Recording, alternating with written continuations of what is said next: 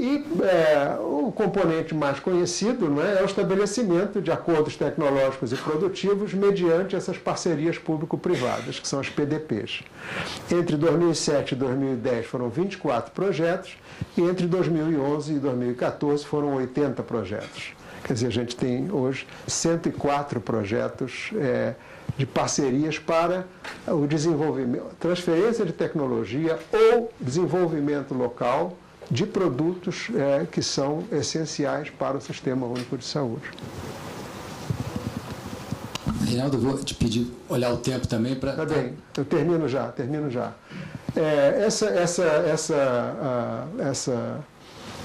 Essas PDPs, isso aqui é um slide que eu peguei de uma apresentação oficial do Ministério da Saúde, daquelas 104, não é? Isso é do ano passado, nós já temos 17 produtos com registro na Anvisa, isto é, prontos para serem comprados pelo Ministério da Saúde. E desses 11 produtos já são adquiridos pelo Ministério da Saúde, e alguns produtos extremamente custosos. Quer dizer, as 3 pinas, clozapina, olanzapina e quetiapina, que são medicamentos para esquizofrenia, para psicose, são muito caros. O Ministério da Saúde deve gastar alguma coisa como 300 milhões ou 350 milhões de reais por ano na compra desses medicamentos. E o preço que compra nas parcerias é um preço significativamente mais baixo do que o preço do mercado. E outros também, como tacrolimus, esse tenofovir é um antirretroviral, e um conjunto de vacinas, não é? Que são produzidas tanto em Biomanguinhos, aqui no Rio, quanto no Instituto Butantan, também a partir de parcerias. Bom, são 5 desafios, eu já estou aqui com o meu tempo estourado, não é? É evidente que quando a gente faz assim um relato, a gente vai, enfim, enfatizando as coisas positivas, mas há desafios importantes nessa política que a gente tem que prestar atenção. É maximizar a taxa de sucesso das parcerias no que se refere à entrega de produtos. Existem algumas opiniões, eu me incluo entre elas, que entre 2011 e 2014, o estabelecimento de 80 parcerias, isso pode ter efetivamente gerado algum descuido na qualidade das parcerias que foi feita e a taxa de insucesso pode subir. Segundo desafio é o efetivo ou desenvolvimento autóctone ou efetiva transferência de tecnologia aos produtores nacionais, privados e públicos no caso da formulação. Uma das razões pelas quais a SEMI naufragou foi isso, que jocosamente hoje alguns industriais chamam de importabando. Não é? Quer dizer, é uma espécie de barriga de aluguel. A empresa nacional, ela enfim, vamos supor uma fábrica ali em Manaus, não é?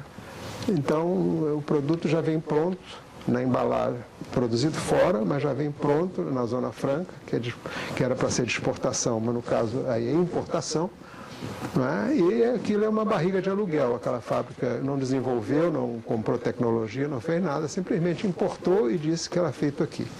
Isso é muito importante. E você tem os 2 caminhos, né? Você, ou por transferência de tecnologia, a maioria dos produtos até hoje, objeto de PDP, é por transferência de tecnologia, mas também para desenvolvimento local, não é? Pelo polo privado dessa parceria. O terceiro desafio é você colaborar para verticalizar no país o processo produtivo de farmoquímicos e farmacêuticos. E o principal desafio aqui são os farmoquímicos, que a China e a Índia conseguiram uma escala que é muito difícil a gente acompanhar. Inclusive, a estratégia de desenvolvimento de uma farmoquímica nacional ela não pode, digamos, apostar na ideia que vamos competir em tudo. Não vamos. Commodities farmoquímicas, nós perdemos isso, né? Não vamos conquistar, não há possibilidade da gente chegar perto da escala e dos preços, né, de Índia e China. Mas a gente pode encontrar nichos de moléculas um pouco mais complexas que tenham interesse para o sistema público de saúde, aonde apostar. Mas isso não é fácil, não. O quarto é garantir a qualidade dos produtos, isso é fundamental, e aí a Anvisa é a variável crítica. E a quinta é uma permanente trajetória de baixar custos e preços finais. Existem algumas estimativas feitas pelo Ministério da Saúde de quanto que já gerou de economia e tal. Eu não vou citar um número, são números muito grandes, porque eu não tenho muita confiança enfim, na construção desses números da economia, mas certamente há economia. Né? E a entrada Bom, isso aqui é importante, né? O aumento de gastos entre 2003 e 2014, os gastos do Ministério da Saúde com medicamentos foram de 2 bilhões de reais para 12 bilhões de reais. Isso que era 5,8% do orçamento em 2002, está em 15% do orçamento. Acho muito difícil que o Ministério possa crescer, digamos, a parcela dedicada à compra de medicamentos dentro do seu orçamento. Né? Bom, a entrada de biológicos não vai, pelo contrário, não vai diminuir a pressão sobre gastos de medicamentos. Né? Bom, desculpem, eu estourei o tempo, era isso que eu queria lhes dizer.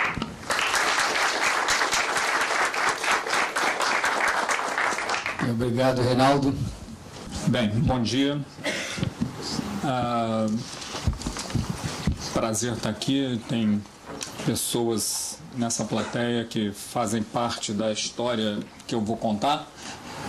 Eu me sinto assim muito honrado e por um lado, mas por outro lado preciso tomar um certo cuidado com o que eu vou falar, porque existem pessoas aqui que acompanharam de fato essa trajetória que eu vou contar, a história não toda, mas uma parte dela. A ideia é falar aqui um pouco para vocês de como o BNDES vem se inserindo nesse desafio de construir uma nova indústria no Brasil. Stricto sensu, a biotecnologia não é uma indústria. A biotecnologia é uma técnica que permeia outras indústrias, mas se a gente tomar um certo grau de liberdade, a gente pode chamar a biotecnologia de uma indústria de biotecnologia.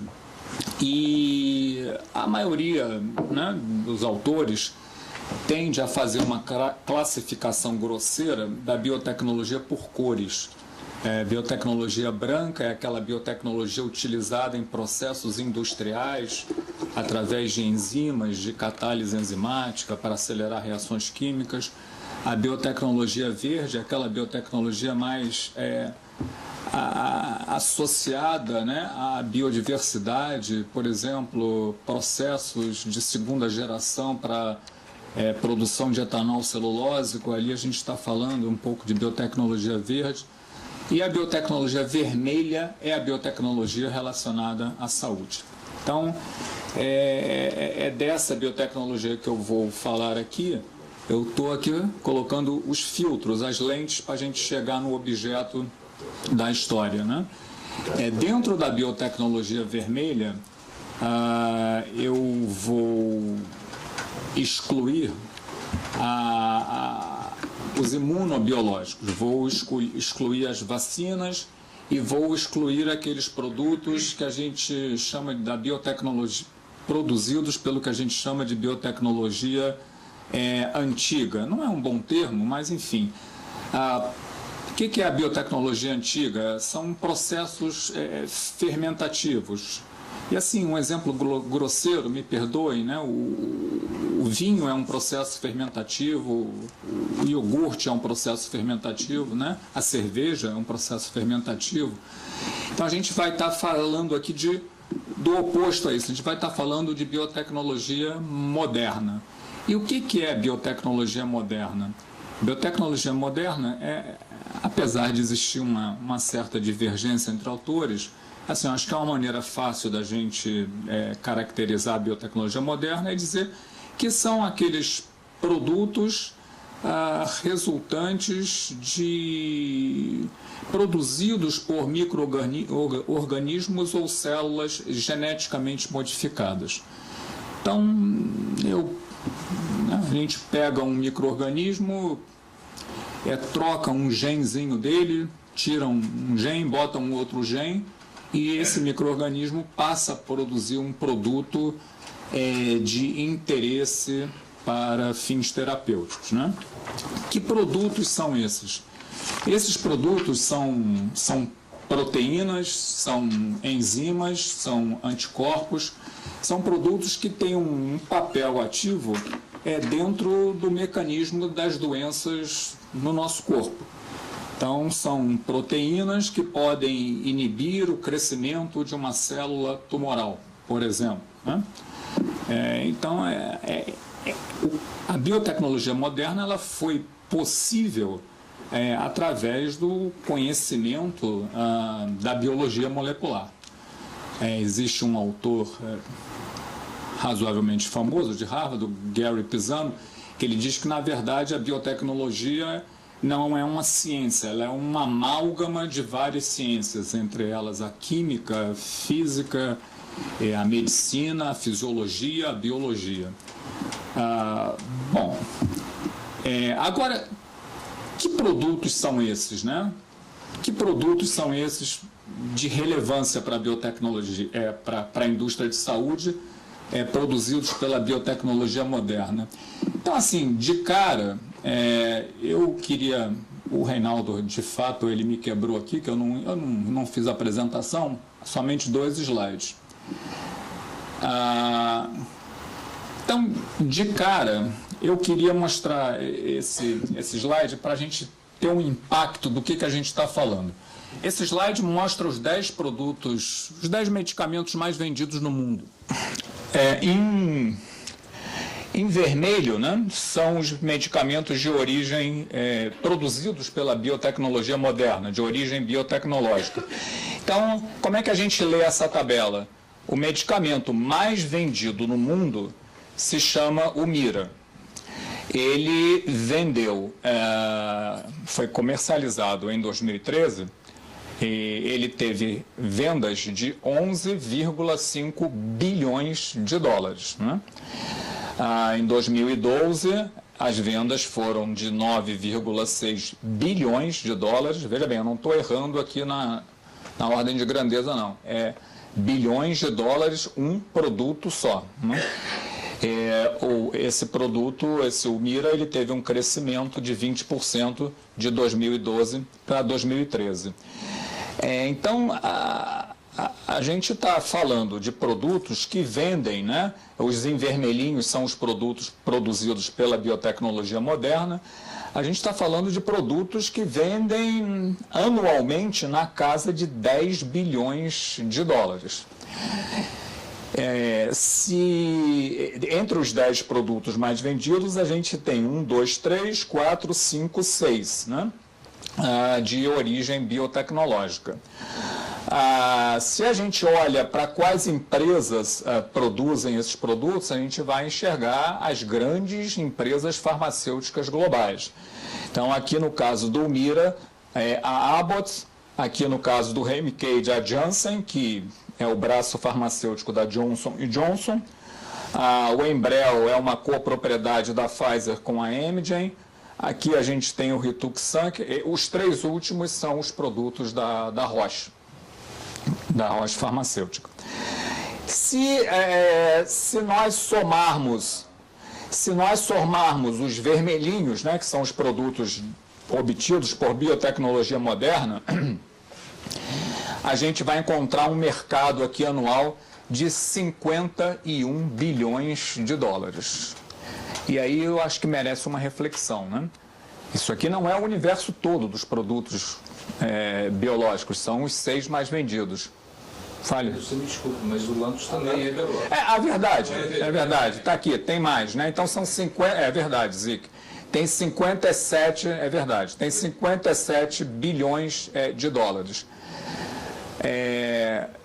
Eu creio que poucas indústrias no Brasil têm esse valor, né? Então, só esses 7 produtos, a gente está num momento de câmbio complicado para fazer esse tipo de comparação, mas só esses 7 produtos eles têm aí algo em torno de 3 vezes o tamanho do mercado farmacêutico brasileiro como um todo. E aí começa a acender uma primeira luz vermelha, que eu vou voltar a falar dela aqui, que é se esses produtos são produtos de fato eficazes, aqui a gente está falando de produtos para oncologia, para artrite reumatoide, para doenças crônico-degenerativas. Se esses produtos são de fato eficazes, se essas doenças crônicas têm cada vez mais impacto dentro do perfil epidemiológico do brasileiro, e se nós temos um sistema único de saúde, que a não ser que a gente rasgue a nossa Constituição, diz lá que a saúde é um dever do Estado, isso aqui representa uma grande ameaça, representa um problema, representa o que a gente chama a explicitação da vulnerabilidade do SUS a médio e longo prazo.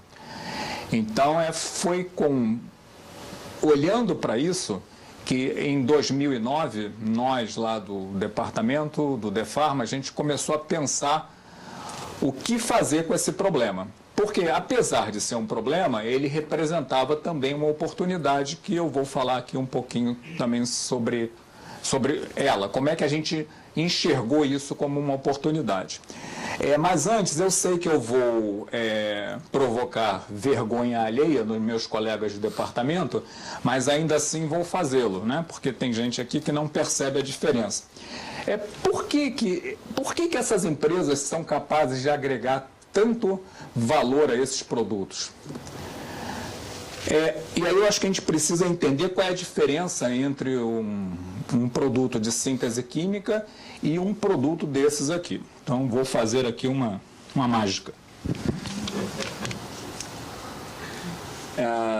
Davi, seu nome saiu? Faz de conta que isso aqui é uma molécula de aspirina, né? Isso é a molécula de aspirina. Se eu pegar qualquer um desses produtos que estão aí, ó, João, aumentei o tamanho.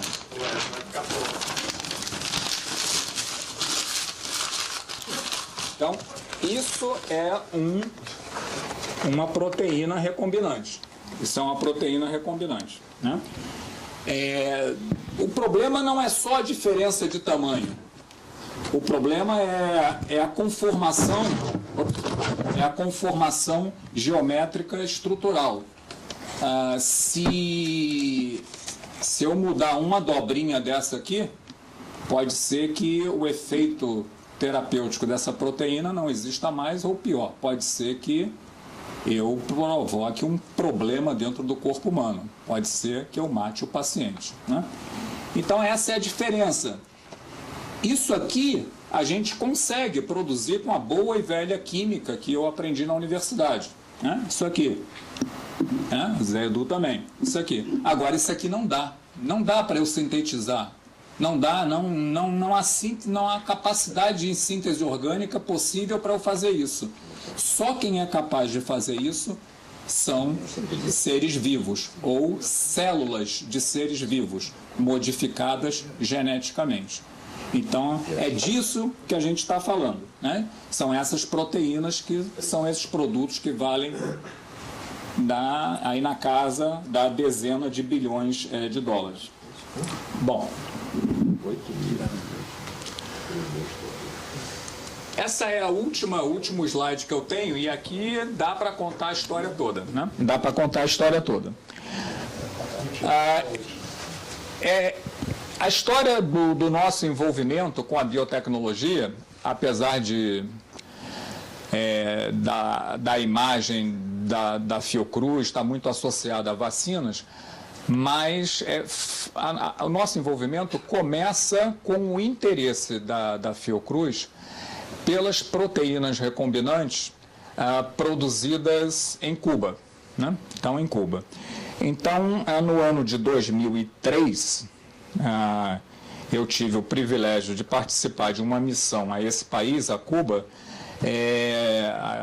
na presença do Zé Eduardo, né, que era o meu chefe na época, e com o pessoal da Fiocruz, para tentar explorar possibilidades de transferência de tecnologia de 2 produtos que a gente chama de dos produtos biofármacos de primeira geração, que se chamava interferon e eritropoetina, né?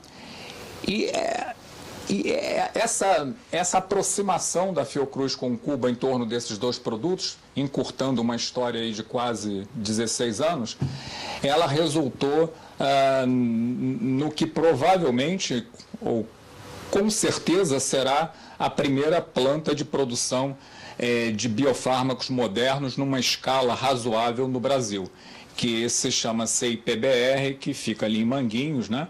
E essa planta, além de produzir interferon e eritropoetina, ela vai permitir que a Fiocruz possa desenvolver, na forma de protótipos, possa desenvolver produtos já em condições de boas práticas de fabricação, que são condições necessárias para a produção de todos os produtos farmacêuticos.